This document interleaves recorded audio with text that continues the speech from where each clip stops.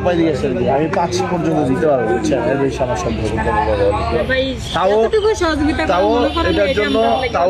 তাও এটার জন্য আমাকে কয়েকটা জায়গায় চাইতে হবে, বুঝছেন? দেখছেন তো, আপনি নিজে দেখলেন একজন ফ্রান্স থাকে, আমার কাছে আমি চাইলাম।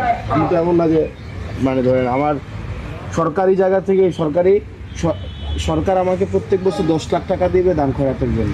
10 লাখ এক বছরের জন্য। এক বছর 110 লাখ মানুষ আছে প্রায় 5 লাখ। আপনি আমার বুঝেন, আমি এনেই দিচ্ছি 5 লাখ।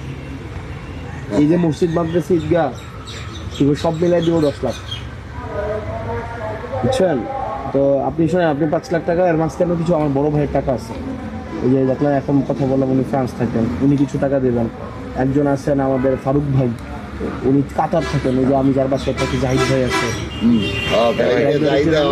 জাহিদ ছিলেন না, জাহিদ ভাই কিছু টাকা দেবে। আমার বন্ধু শুভ আছে, কিছু টাকা দেবে।